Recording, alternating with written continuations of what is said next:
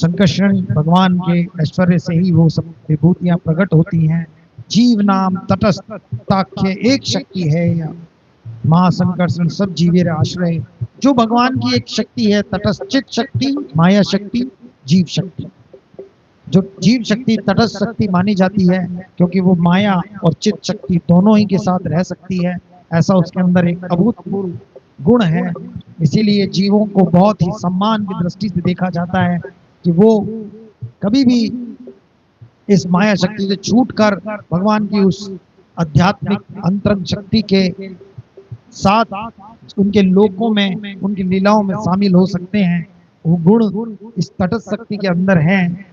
माया शक्ति जो आध्यात्मिक है वो कभी अंतरंग शक्ति की से मेल नहीं कर सकती, उसके साथ स्थित नहीं रह सकती, उसके सामने नहीं टिक सकती।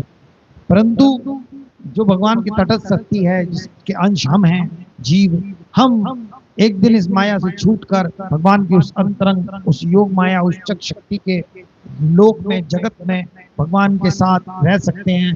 भगवान की वो अंतरंग शक्ति सदैव भगवान के सम्मुख रखती है, सदैव जीवों को भगवान के सम्मुख किए रहती है। भगवान से वो कभी विमुख नहीं होते, भगवान को वो कभी नहीं भूलते। एक बार उस शक्ति के अंदर जब जीव चला जाता है तो वो कभी भगवान को नहीं भूलता। अविद्या भगवान से हमेशा विमुख करेगी, कुछ भी करके, कैसे भी कर उसका स्वभाव है, उसकी प्रकृति है कि उसको, जीवों को, तटस्थ शक्ति के जो जीव हैं उनको हरि से दूर ही करना है। ऐसा कोई विधान नहीं है कि वो कुछ क्यों कर रही है, किस लिए कर रही है, उसका स्वभाव है। वो भगवान के सामने रुक नहीं सकती। वो भगवान की आध्यात्मिक शक्ति जो चित शक्ति है उसके सामने ठहर नहीं सकती। जब भी जीव भगवान की ओर बढ़ता है या उन साधु संतों से मिलता है जिनके अंदर वो भगवान की शक्ति विद्यमान है, तो वो शक्ति उनसे उसको परे करने की कोशिश करेगी। जो लोग बहुत ज्यादा तमस में घिरे होंगे वो संतों के सामने रुक ही नहीं सकते।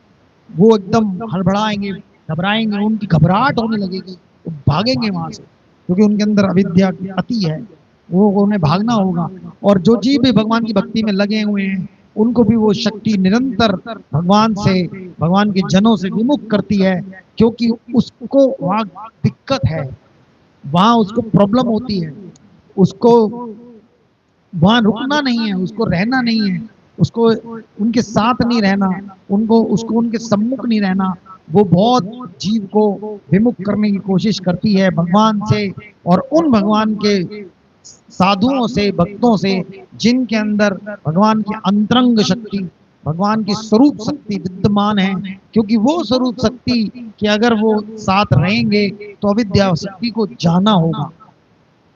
अविद्या शक्ति की शक्ति जो उसका, जो जीव के ऊपर उसका कब्जा है वो छूटेगा, क्योंकि उसको हटना होगा जीव के ऊपर से। इसलिए वो जैसे तैसे करके विमुख करेगी, विमुख करेगी, विमुख करेगी, जैसे भी जोर लगाएगी, कुछ भी कान भरेगी जीव के, वो भगवान से, भगवान के ऊपर प्रश्न चिन्ह लगाएगी, पता नहीं है या नहीं है, तो मिलेंगे नहीं मिलेंगे, हमें देख रहे नहीं देख रहे, ऐसे प्रश्न करेगी। या फिर साधुओं के लिए कहेगी पता नहीं ये पहुंचे हैं नहीं पहुंचे, पता नहीं इनका क्या स्थिति है, पता नहीं इनको क्या वो है। शांति का अनुभव करने के बावजूद भी, रस का अनुभव करने के बावजूद भी, आनंद का अनुभव, ऐसा रस, ऐसा आनंद, ऐसी शांति जो इस संसार के किसी स्थान में और व्यक्ति में नहीं है, किसी वस्तु में नहीं है, उसका अनुभव करने के बाद भी ये हमें भटका सकती है। कहीं इतना अनुभव हो रहा है कि इतनी शांति मिल रही है संसार में तो कहीं दिखती नहीं, आनंद भी मिल रहा है कहीं संसार में नहीं दिखाई देता, फिर भी भटकाती है, फिर भी डाउट कराती है कि पता नहीं। भाई पता नहीं की तो कोई बात ही नहीं। जिसके अंदर भगवान की वो स्वरूप शक्ति विद्यमान है उसके सानिध्य में आनंद की प्राप्ति होगी बिना कुछ कहे, उसके सानिध्य में शांति की प्राप्ति होगी बिना कुछ बोले। बस बैठो, बस निहारो, बस देखो, बस शांति का अनुभव अपने आप। ये भगवान की उस अंतरंगा शक्ति, उस स्वरूप शक्ति के कारण होता है। संसार में अगर हम किसी के साथ बैठ जाएं, कितना रह लेंगे, क्या कर लेंगे, कोई सुख मिलेगा? थोड़े दिन में झगड़ा हो जाएगा, कुछ प्रॉब्लम खड़ी हो जाएगी, मन खिन्न हो जाएगा। अथवा बैठे हैं, बैठ लो पूरे दिन, तो चलो कहीं घूमने चलो। सुख किसी के सानिध्य में नहीं है। जो था भी थोड़ी बहुत देर, अगर हम किसी से मिले बहुत दिन बाद, हमने कहा कि जी चलो बहुत दिन में मिले, अच्छा लगे, 2-4 घंटे बात तो करेंगे, मन की अपनी कहेंगे, दूसरा अपनी कह लेगा, फिर उस वक्त कहेंगे चलो कहीं घूमने चलो, क्योंकि अब तो बोर हो रहे हैं, हो गया तुम्हारा। हमें तुम्हारे मिलने में जो सुख मिलना था खत्म, कहाँ है सुख? और बैठो संतों के पास, पूरे दिन बैठे रहो, पास बैठो बस आनंद, पास रहो बस शांति। वही है अंतर। जिनके सानिध्य में बैठने से बिना कुछ कौतुक किए भी, कौतुक करने की आवश्यकता नहीं है, यहाँ जी ताशी खेल लो, हाँ जी कौतुक संसार में, लूडो खेल लो, 4 लोग बैठे हैं, उन्हें कोई रस थोड़ी आ रहा है अपने, कुछ ना कुछ कर लो, कुछ ना कुछ लाओ, टीवी ही चला लो, बोर हो रहे हैं मूवी ही लगा लो, देख लो किसी के साथ रह के संसार। हम रह लेते हैं संसार के लोगों के साथ, फिर कहेंगे चलो मूवी ही लगा लो, अरे कुछ भी कर लो, लेकिन शांति से बैठने में कोई रस नहीं। फिर हमें एंटरटेन हमारा मन मांगेगा, क्योंकि उसको जो चाहिए वो नहीं मिलता।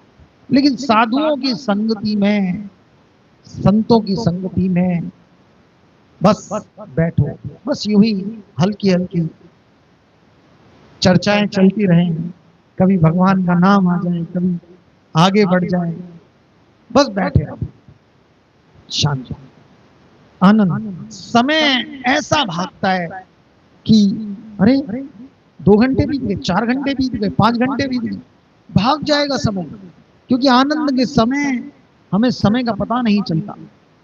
बैठे 2-4-5 घंटे, वो कहाँ गए 2-4-5 घंटे, गायब। वो है, वो है आनंद, वो सब कुछ भगवान की अंतरा शक्ति का कमाल है। तटस्थ शक्ति के अंश हम भी हैं, तटस्थ शक्ति के अंश भगवान के साधु भी हैं, सब उसी के अंश हैं, लेकिन हमारे अंदर अविद्या विद्यमान है और उनके अंदर भगवान की स्वरूप शक्ति, अंतरंग शक्ति विद्यमान है साधुओं के अंदर, संतों के अंदर। इसलिए उनके सानिध्य में हमें आनंद की, रस की अनुभूति होगी। वो उन्होंने अपने प्रभु का चिंतन कर करके, उनको पुकार पुकार कर भगवान की उस शक्ति को अपने ओर कर लिया है। वो निरंतर उनकी ओर बह रही है और उनके अंदर विद्यमान होकर उसका प्रकाश ओर फैल रहा है, उसके ओरा में आनंद है, रस है। बस यही अंतर है भगवान की अविद्या शक्ति में और चित्त शक्ति में। भगवान की शक्ति आनंददायी है, आनंददायी है, भगवान आनंद है, उनकी अंतरंगा शक्ति भी आनंद है, स्वरूप शक्ति भी आनंद। भगवान ने रामचरितमानस में भी कहा है कि जब लक्ष्मण पूछते हैं उनसे कि प्रभु क्यों ये जीव दुखी हैं, वो तो भगवान बलराम के अंश हैं, क्यों ये जीव दुखी हैं, क्या हो? भगवान ने कहा देखो दुख का कोई कारण नहीं है, केवल एक ही है, एक दुष्ट अतिशय दुख रूपा, जावर जीव पड़ो भवकूपा। केवल मेरी एक अविद्या माया के कारण ये जीव दुख में पड़ा हुआ है, बाकी मेरा तो सारा जगत आनंद में है, मैं तो स्वयं आनंद में हूँ, मेरी बाकी सब शक्ति आनंद में है, सत और चित्त सब आनंद है। ये अविद्या में फंसने से दुख हो रहा है, इसीलिए मैं बार बार अवतार ले रहा हूँ। ये लोग मेरा चिंतन करें, मेरा और ध्यान करें और मेरी वो स्वरूप शक्ति के अंदर आए, और जिससे ये शुद्ध होएं और मुझे पाएं और सदा के लिए आनंद में हो जाएं। बस भक्ति के मार्ग में और मार्गों में बस ये थोड़ा मूल अंतर है। विद्या माया ज्ञान मार्गियों को लेकर जाती है, वो भी सात्विक सतोगुण की शक्ति है, उसमें भी शांति है, उसमें एक अभूतपूर्व शांति का आनंद है, शांति का आनंद, रस नहीं, रस नहीं है उसके अंदर। आप निर्विशेष ब्रह्म का ध्यान धरो, आप एक गजब की परम शांति की ओर जाओगे, ध्यान करते हुए समाधि में करोगे, वो एक परम शांति है, एक गजब की शांति। लेकिन वो धीरे धीरे सत्वगुण की शांति से होते हुए जीव शुद्ध हो रहा है।